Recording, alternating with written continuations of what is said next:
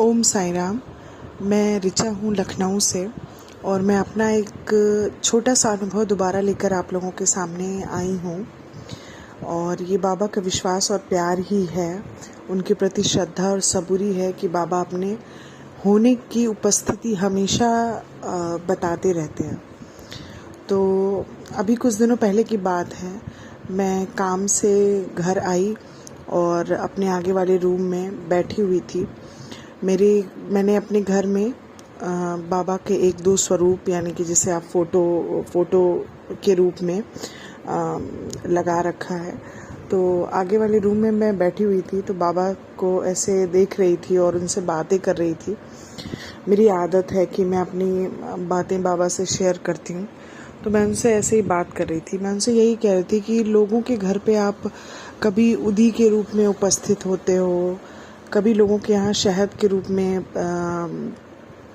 उनको प्रसाद देते हो। सबको किसी न किसी रूप में अनुभव होते रहते हैं, पर मुझे आज आपका प्रत्यक्ष अनुभव लेना है कि आप मेरे साथ हो, चाहे जैसे भी दो आप, वो गैया के रूप में, कुत्ते के रूप में, या जैसे भी। मुझे बस अनुभव होना चाहिए, मुझे ये महसूस होना चाहिए कि मेरा प्रभु, मेरा ईश्वर, मेरे साईं मेरे साथ है। और उस वक्त जो है बारिश का मौसम ही था। शाम के टाइम बहुत हल्की हल्की बूंदें पड़ रही थी। बाहर घर के बाहर कोई ऐसा था नहीं, मतलब लाइट चली गई थी तो लोग अपने अपने घरों में ही थे और मौसम थोड़ा सा ऐसे हवा चल रही थी और हल्की हल्की बूंदी पड़ रही थी। तो मैं ये बात ही बोल रही थी और बोल रही थी, बाबा प्लीज़ ना एक बार अपना उपस्थिति दर्ज कराओ, मुझे अनुभव कराओ कि आप हो। तभी मेरे घर पे जो है बेल लगी हुई है और वो बजी। तो मैं उठ के गई और बाहर मैंने देखा तो मुझे कोई नहीं दिखा। और फिर अचानक से, जो कहते हैं ना, जैसे मैंने दरवाज़ा खोला तो एक अलग सा अनुभव, जो हवा मुझे स्पर्श करके गई, उस वक्त हवा चल रही थी, और जो हवा मेरे चेहरे से स्पर्श करके गई वो अलग ही अनुभव था।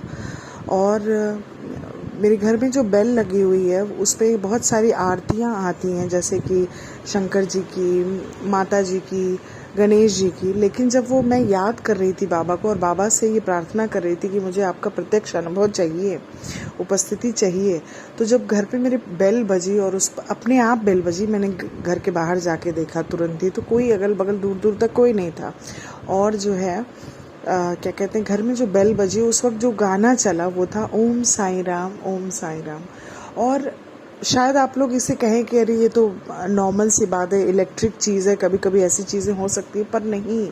जैसे ही मैंने दरवाज़ा खोला, उस जो हवा का स्पर्श था मेरे चेहरे पे, मेरे शरीर पे, वो मेरे रोंगटे खड़े हो गए। और मतलब एक अलग ही, एक प्रत्यक्ष ही अनुभव मुझे एहसास हुआ कि बाबा मेरे साथ है।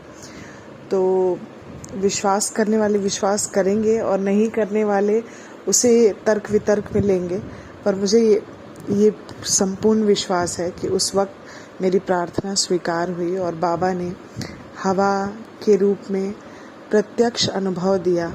बेल कैसे बजी मुझे नहीं पता, लेकिन गाना बज रहा था उसमें ओम साई राम, और उस वक्त मुझे एहसास हो गया कि बाबा सदैव मेरे साथ है। तो मैंने बाबा से क्षमा मांगी और मैंने कहा कि मैं आपकी उपस्थिति पर कभी भी सवाल नहीं उठाऊंगी, मैं आगे से कभी ये नहीं कहूँगी, क्योंकि मुझे पता है कि हम इंसान हैं, हम महसूस कर नहीं पाते ईश्वर की अनुभूतियों को। ईश्वर सदैव हमारे साथ रहता है, लेकिन हम उसे पहचान नहीं पाते हैं।